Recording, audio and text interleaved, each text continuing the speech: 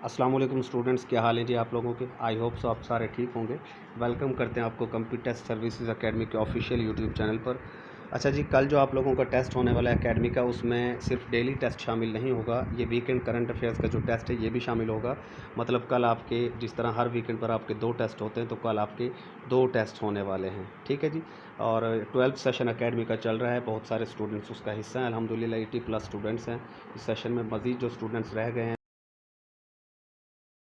वो अपनी तैयारी हैं। स्क्रीन पर नज़र आने वाले इस नंबर पर आप व्हाट्सएप करके एकेडमी का सेशन ज्वाइन कर सकते हैं। करंट अफेयर्स जो अभी आपके साथ शेयर किए जाएंगे, इनका पासवर्ड प्रोटेक्टेड पीडीएफ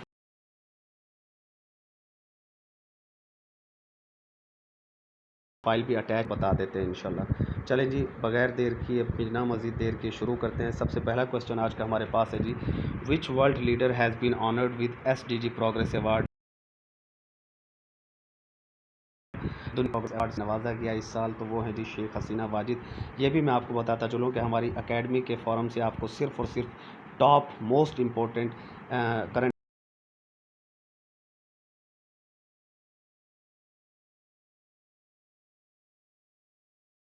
अफेयर से शेयर किया है जी। एसडीजी प्रोग्रेस अवार्ड से किन को नवाजा गया? शेख हसीना वाजिद को। अब ये एसडीजी प्रोग्रेस अवार्ड क्या है जी? SDG stands for sustainable development goals. Sustainable development goals, sustainable development goals का जो प्रोग्राम है ये यूएन स्पॉन्सर्ड प्रोग्राम है।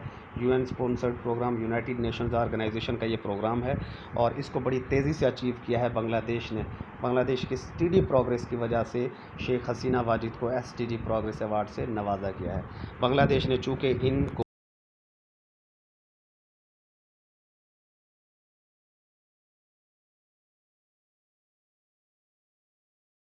गोल्स को बड़ी तिकने हैं, ये आप लोगों से क्वेश्चन है हमारी एकेडमी की तरफ से। आप कमेंट्स में जाकर बताएं या एकेडमी के डिस्कशन फोरम पर भी बता सकते हैं कि एसडीजी सस्टेनेबल डेवलपमेंट गोल्स में टोटल गोल्स की ताल्लुक है। उसके बाद जी नेक्स्ट क्वेश्चन है हमारा आज का, जो करंट अफेयर्स का बड़ा इंपॉर्टेंट क्वेश्चन है आने वाले पेपर्स के लिए। Who among the following has been chosen for the 2021 change maker award से नवाजा गया है? तो ये खातून है जी, इनका नाम है फ़ैरोज़ फ़ायज़ा बीथर। फ़ैरोज़ फ़ायज़ा बीथर का ताल्लुक भी बांग्लादेश से ही है स्टूडेंट्स। और फ़ैरोज़ फ़ायज़ा बीथर को, बांग्लादेश की जो खातून है, इनको चेंज मेकर अवार्ड से नवाजे जाने की वजह ये है जनाब कि इन्होंने हेल्थ को प्रमोट करने के लिए बहुत ज़्यादा कोशिशें की हैं और हेल्थ प्रमोशन के लिए इन्होंने जिस फाउंडेशन के साथ मिलकर फाउंडेशन का नाम है बिल गेट्स फाउंडेशन।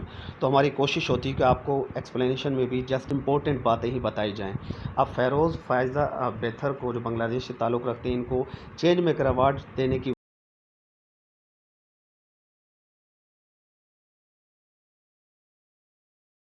वजह क्या है? लिंडा गेट्स फाउंडेशन के साथ, इस वजह से इन्हें इस अवार्ड से नवाजा गया। नेक्स्ट क्वेश्चन की तरफ चलते हैं जी। Which nation always speaks first at the UN general assembly. United Nations का जो जनरल असेंबली का इजलास होता है हर साल, उसमें सबसे पहले कौन सा मुल्क? Brazil is the correct answer. 1995 से इनको ये एजाज़ हासिल है। 10वीं जो यूएन जनरल असेंबली का इजलास हुआ था, 10th यूएन जनरल असेंबली 1995 से, ब्राज़ील ही हमेशा सबसे पहले बोलता है, ब्राज़ील का जो कंट्री है। दूसरे नंबर पर जो बारी आती है वो यूनाइटेड स्टेट्स की है।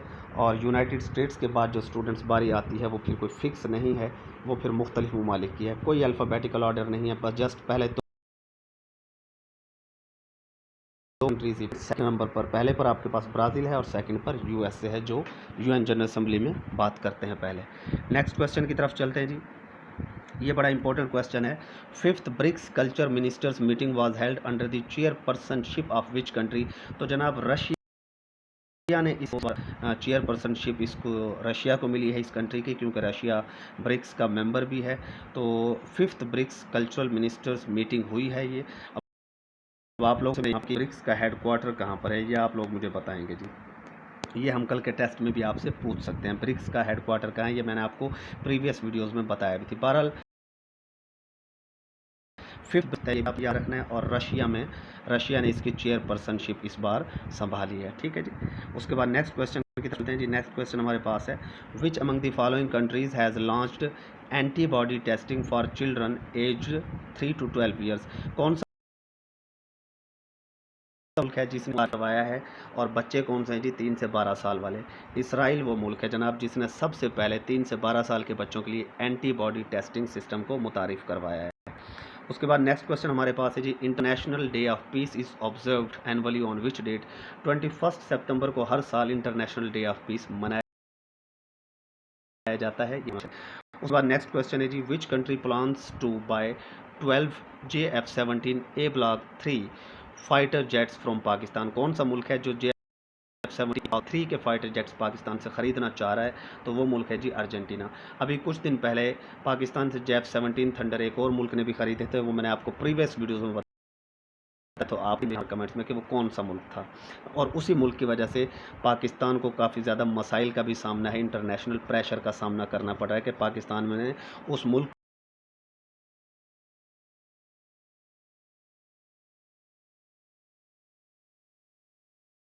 को JF-17, तो ये माशाल्लाह बड़ी अच्छी बात है पाकिस्तान के लिए। ये भी JF-17 थंडर पाकिस्तान से ख़रीदने जा रहे हैं, तो ये पाकिस्तान की इकॉनमिक बहाली के लिए बड़ा अच्छा रहेगा। उसके बाद जी, which country's capital become the most polluted city in the world? कौन से मुल्क का कैपिटल है जिसको दुनिया का सबसे पॉल्यूटेड सिटी कहा गया है? गंदा तरीन आप ये समझ लें कि जहाँ पर गंदगी बहुत ज़्यादा है। तो जनाब इंडिया के कैपिटल को, ये मैं क्या कहूँ, इसे रुसवाई कहूँ या नेक्स्ट क्वेश्चन की तरफ चलते हैं जी। नेक्स्ट क्वेश्चन हमारे पास है, which 3 countries signed nuclear pact named AUKUS? AUKUS के नाम से ये एक न्यूक्लियर पैक्ट साइन किया है 3 कंट्रीज़ ने, UK, USA एंड ऑस्ट्रेलिया। अब ये जो 3 ममालिक हैं ना, UK, US एंड ऑस्ट्रेलिया, इनका सिर्फ इस पैक्ट को साइन करने का मकसद चाइना को दबाना है। जस्ट इस पैक्ट के अंदर इंडिया ने शामिल बड़ी कोशिश की थी, लेकिन उनको USA ने साफ इनकार कर दिया और इंडिया को उसके अंदर शामिल नहीं किया। अब वजह क्या है जी? ये क्या है? ये पैक्ट ऑकस के नाम से जो है, और इस पैक्ट में ये USA, UK और ऑस्ट्रेलिया शामिल तो हैं। इस पैक्ट का मकसद क्या है? तो ये आपको बता दूं जी, इस पैक्ट का मकसद सिर्फ और सिर्फ ये है कि इस पैक्ट के अंडर USA और UK, ये 2 चूँकि बड़े ममालिक हैं, ये ऑस्ट्रेलिया के साथ इन्होंने डील की और ऑस्ट्रेलिया को ये न्यूक्लियर पावर्ड सबमरीन्स मुहैया करेंगे। न्यूक्लियर पावर्ड सबमरीन्स जो कि बड़ी खतरनाक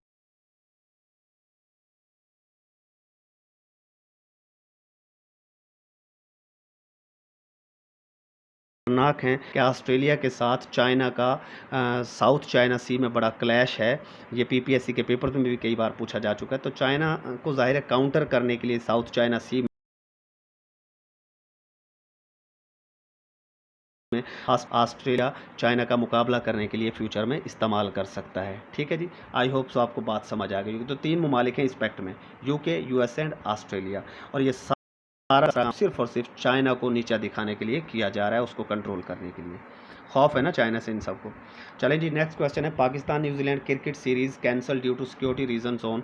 पाकिस्तान में न्यूजीलैंड काफ़ी अरसे बाद आई थी, लेकिन वो आ रही थी 17 सितंबर 2021। नेक्स्ट क्वेश्चन की तरफ चलते हैं जी। Who test the first successful strategic cruise missile with possible nuclear capability on 13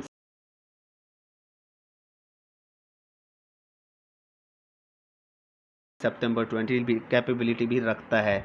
ठीक है जी, तो नॉर्थ कोरिया है, ज़ाहिर सी बात है नॉर्थ कोरिया ने भी काफ़ी दुनिया को तंग कर रखा है। ये भी अपने जो इनका मकसद है उससे पीछे नहीं हट रहे, अपने न्यूक्लियर मिशन से। एक अपना ईरान है और एक नॉर्थ कोरिया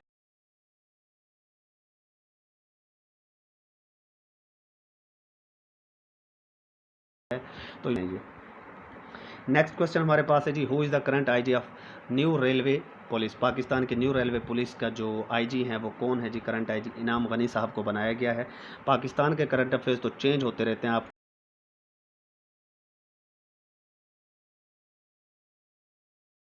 को। नेक्स्ट क्वेश्चन हमारे पास है जी, when PM Imran Khan address 76 UN general assembly? ये जो 2021 में सेशन हुआ है अभी रिसेंटली जो जारी है इस वक्त, सितंबर 2021 को, 24 सितंबर 2021 को UNO का 76 सेशन जो है उसको एड्रेस किया है PM इमरान खान ने।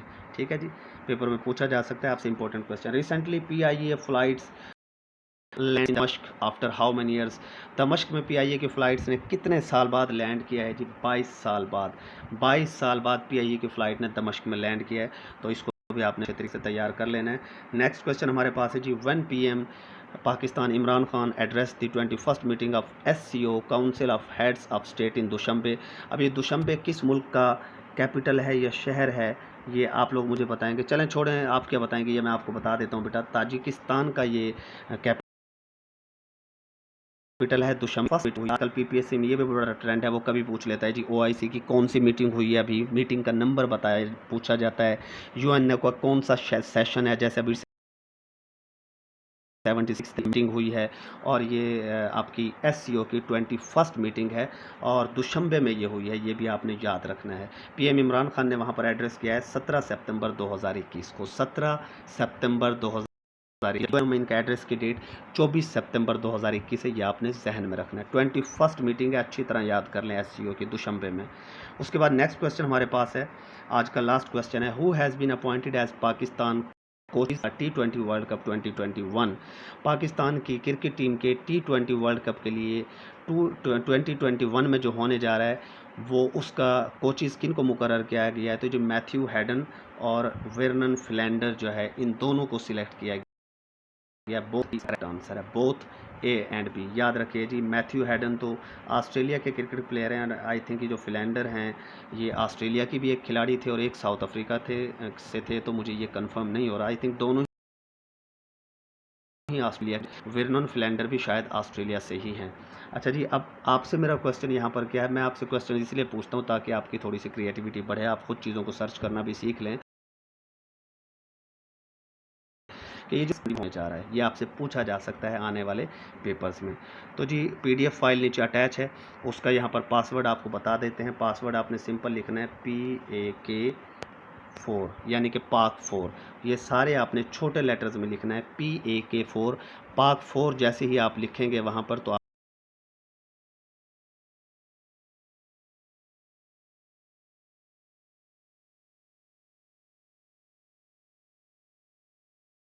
आपके पास वो होने वाले हैं।